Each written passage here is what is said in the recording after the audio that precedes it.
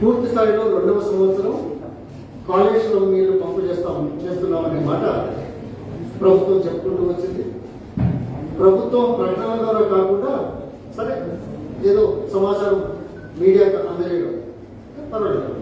కానీ ఈ సంవత్సరం సుమారు ఇప్పటికి ఇవాళ 9వ తేదీ జూలై, నాకు తెలిసినంత మటుకు జూన్ 10వ తేదీన కాళేశ్వరం అదే పార్వతి మేడిగడ్డ నుంచి పంపింగ్ స్టార్ట్ నీరు. నిన్నగాక మొన్న వారం రోజుల కింద సిరిసిల్లలో మాట్లాడుకుంటూ గత సంవత్సరం 50 లక్షల ఎకరాలకు కాళేశ్వరం నుంచి ఇచ్చాము అనే మాట ముఖ్యమంత్రి గారు తెలియజేశారు. దురదృష్టం ఏంటంటే గత సంవత్సరం తర్వాత వస్తాను కానీ ఈ సంవత్సరం ఆదరగా జూన్ 10వ తేదీ అనుకుంటారు సబ్జెక్ట్ కరెక్షన్ పంపింగ్ స్టార్ట్ చేశారు. పంపింగ్ స్టార్ట్ చేసి నిన్నటి వరకు ఎన్ని నీళ్ళ పంపు చేసింది? లక్ష్మి నుంచి, సరస్వతి నుంచి, పార్వతి నుంచి ఎల్లంపల్లి నుంచి నంది నుంచి మిడ్మానేరు నుంచి ఎల్ఎంపీకి చేరిన నీళ్ళు ఎన్నో తెలుసా? ఈ 30 రోజులు సుమారు 11 టీఎంసీ అండి. 11 టీఎంసీ. మేడిగడ్డకు చేరిన నీళ్ళు ఎన్నో తెలుసా? 32 టీఎంసీ. అంటే గత 30 రోజుల నుంచి ప్రచార ఆర్భాటాలతో ఇన్ని నీళ్లున్న నేపథ్యంలో కేవలం 30 టీఎంసీల నీళ్ళే పంపు చేసిన వాస్తవాన్ని గుర్తించాలని కోరుతున్నా. ఒకటి. రెండవది, దీని కెపాసిటీ ఎంతనే? రోజు 2 టీఎంసీలని మొదలు చెప్పినారు, ఇప్పుడు 3వ టీఎంసీ. అంటే 30 రోజుల్లో ఎన్ని నీళ్లు పంపు చేయవచ్చు? వాళ్ళ లెక్క ప్రకారం 3 టీఎంసీ అయితే 90 టీఎంసీ. 90 టీఎంసీల కెపాసిటీకి మోటార్లు ఉండేదేమో నాకు తెలియదు, కానీ ప్రసారం అయితే జరిగింది. ఈ 90 టీఎంసీల నీళ్లు ఎందుకు పంపు చేయలేకపోయినారు అనే దానికి సమాధానం ఉందా? ఇది ఒక ప్రశ్న. రెండవది, చివరగా ఎల్ఎండికి 11 టీఎంసీలే పంపు చేశారు. అంటే అక్కడక్కడ ఈ రిజర్వాయర్లో కొన్ని నీళ్లు ఉంచారు అన్నట్టే కదా, ఉంచారు. ఓకే. కానీ సిగ్గుచేటు ప్రచారం చేసి చివరికి 11 టీఎంసీలు ఎల్ఎండికి వచ్చినట్టు 30 టీఎంసీలు మాత్రమే ఎల్ఎండికి వచ్చినట్టు. గత సంవత్సరం ఎల్ఎండిలో ఎల్లంపల్లికి ఎన్ని నీళ్ళు వచ్చాయి తెలుసా? 472 టీఎంసీలు వచ్చాయి. కింది నుంచి 30 టీఎంసీలు తీసుకుపోవాల్సిన అవసరం లేదనేది నగ్న సత్యం. అందులో వర్షాకాలం. మరి ఈ రోజు ఎందుకు బంద్ చేశారు? పంపులు ఎందుకు బంద్ చేశారు అంటే ఈ రిజర్వాయర్లలో ఏదైతే బ్యాలెన్సింగ్ రిజర్వాయర్లో బరాజులలో నీళ్లు ఉన్నాయి. ఇప్పుడు వర్షం వస్తున్నది, జాన్ వస్తే ఈ ఉన్న నీళ్ళే సముద్రంలో పోతాయి. ఈ 30 టీఎంసీలో ఒక చుక్క నీరు కూడా వాడుకునే పరిస్థితి ఈ వర్షాకాలంలో ఉండదు అనే మాట అయితే గత సంవత్సరం మొత్తం ఏమైంది? దాదాపు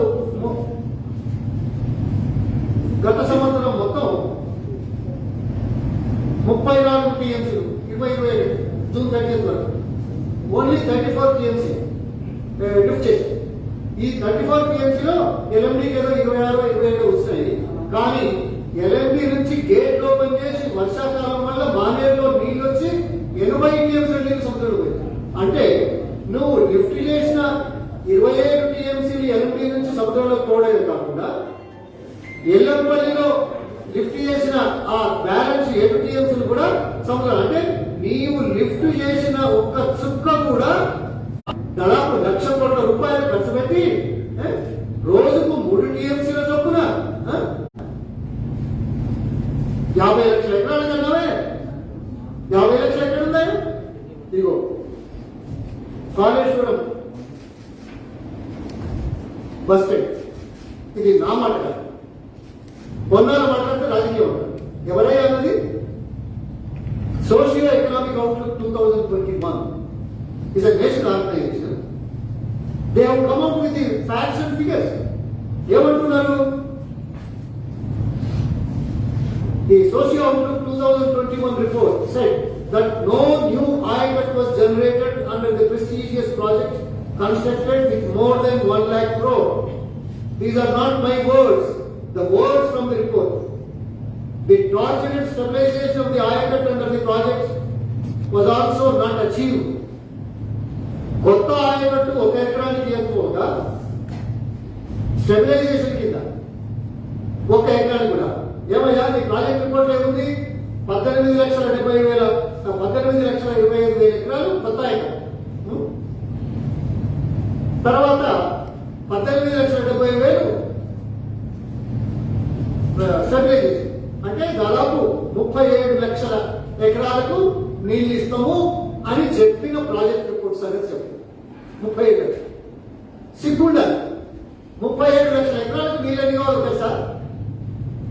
370 టీఎంసీల నీళ్లు కావాలి.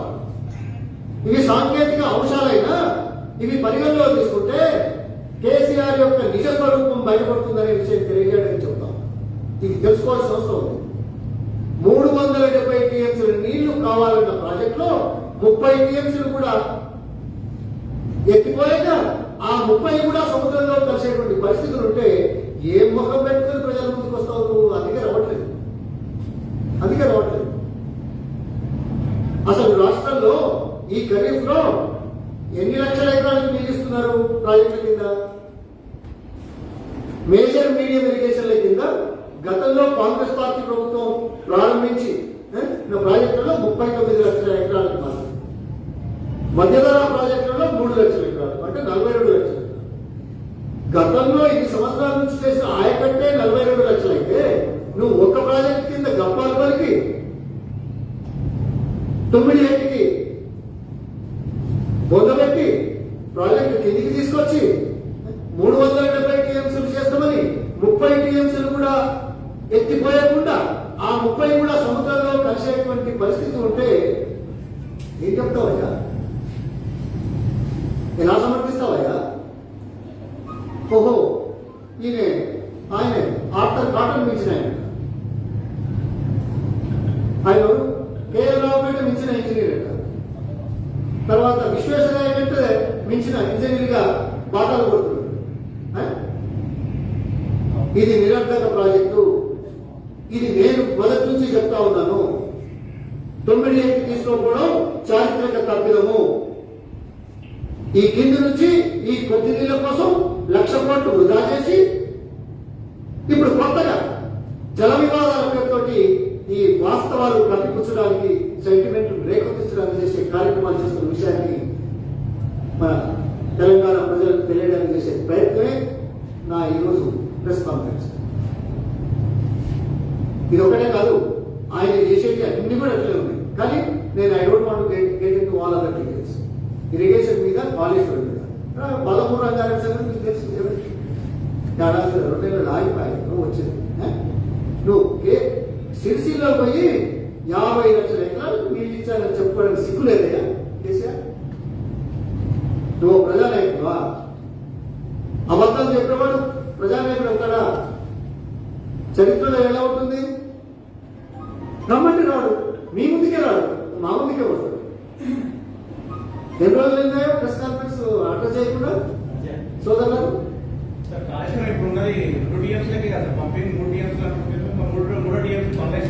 అయ్యా నేను చెప్పింది ఇప్పుడు వీలేదు.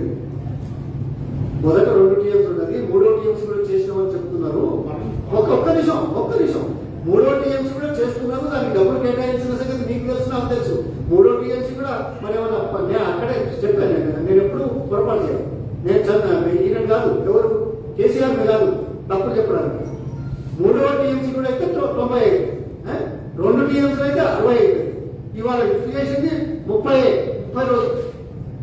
అందుకోసం ఇది అవాస్తవాలు ప్రచారం చేసి పబ్బం గడుపుకుంటున్నాడనే విషయాన్ని స్పష్టంగా కనబడుతున్నది. దీనికి ప్రజలు క్షమించాలనే విషయం మరొకసారి తెలియజేస్తా ఉన్నా. ఇగో ఈ ఫిగర్స్ నేను చెప్పిందని కేవలం ఏదో మాటల కోసం ఇది కాదు. ప్రభుత్వం గణాంకాలు విడుదల చేసే, ప్రతిరోజు విడుదల చేసే చార్ట్స్, నీటి మధ్యలో రివర్ ఫ్లోస్, రిజర్వాయర్ల రిజర్వాయర్లలో స్టోరేజ్, తర్వాత ఇన్ఫ్లో అవుట్ఫ్లో లెక్కలు ఏదైతే ఉన్నాయో అది చాలా స్పష్టంగా ఉంది. నేను కొత్తగా ఏం చెప్పాల్సిన అవసరం లేదు. టీఆర్ఎస్ మంత్రులు అంటారు పోదిరెడ్డి పాటు కుక్క పెట్టినట్టే కొనాలి అక్కడ చూస్తూ ఊరుకుని పోయిండు ఏమనలేదా అదేనా అయితే మీరు అదే చెప్తారు. అందుకే ఏనుగుతో పట్టుకొని మాట్లాడిన వాళ్ళ గురించి నన్ను మాట్లాడమంటే చేసినవన్నీ మీరు బాధ్యతాయుతమైన 4వ స్తంభం ప్రజాస్వామ్యం. ఆ విషయం మీద ఒక్క నిమిషం, ఆ విషయం మీద 5 గంటల 45 నిమిషాలు ఈ మాట మాట్లాడే నాయకుని ముఖం మీద చెంపలకు పెట్టినట్టు సమాధానం ఇచ్చిన సంగతి గుర్తించాలి. ఇది సాంకేతికమైన విషయాలు. సాంకేతికమైన విషయాలు రాజకీయ కోణంలో మీరు అడగచ్చు, కానీ దీనికి సమయం పడుతుంది అర్థం చేసుకోవడానికి. దయచేసి అర్థం చేసుకోమని కోరుతున్నాను. నేను అందుకే అన్ని తెచ్చాను. మేము ఎక్కడ పొరపాటు చేయాల్సిన అవసరం లేదు, అబద్ధాలు ఆడాల్సిన అవసరం లేదు. కేసీఆర్ గారు దొంగ తిరుగుడు మాట్లాడే మా మాటలు లేదు. అబద్ధాలు చెప్పి ఆచరణ సాధ్యంగాని హామీలు ఇచ్చి అధికారంలో రాజేసుకున్నది కాంగ్రెస్ పార్టీ కాదని గుర్తించమని చెప్పారు. ఈ హయాంలో పోదిరెడ్డి పాడు 40,000 క్యూసెక్లకు ఎక్స్ప్రెస్ అయ్యిందా కాలేదా? కాలేజీ ఎవడంటాడా? అది ఎవడన్నా అంటాడా కాలేదని? ఎందుకైంది అని అడిగితే సమాధానం ఉన్నది. ఎందుకు చేశారనే దాంట్లో అర్థం చేసుకోవాల్సిన అవసరం ఉన్నది. రాష్ట్రంలో పెండింగ్ లో ఉన్న ప్రాజెక్టులన్నీ కూడా పై రాష్ట్రాల నుంచి జల వివాదాలు రాకుండా ట్రిబ్యునల్ ఇచ్చిన ఉత్తర్వుల మేరకు ఈ వరద జలాలు హక్కులుగా వాడుకునే రీతిలో గత 3 దశాబ్దాలుగా పెండింగ్ లో ఉండి ప్రారంభం కాని ప్రాజెక్టులను ఆంధ్ర, రాయలసీమ, తెలంగాణకు పూర్తి స్థాయిలో నీటి వినియోగం కోసం భవిష్యత్తులో నీటి వివాదాలు రాకుండా ఉండడానికి చేసిన ప్రయత్నంలో చేసిన కార్యక్రమం తప్ప ఏనుగుతో పట్టుకొని తోకే గిట్లున్నది అంటే నేనే చెప్తా. అయ్యా మీరు అటు చేసి ఇవన్నీ దొంగ తిరుగుడు పాటించే ప్రయత్నం చేస్తున్నారు. ఎందుకు తెలుసా? అరే వాళ్ళు చేస్తున్నారా? చేసేదని మాట్లాడుతున్నాం కదా. నేను గత సంవత్సరం నుంచి మాట్లాడుతున్నాను కదా. మళ్ళీ అదే చెప్పి నేను చెప్పిన కాళేశ్వరం నుంచి 30 టీఎంసీలే లిఫ్ట్ అయిన సంగతి దాయడంగా అన్నారు.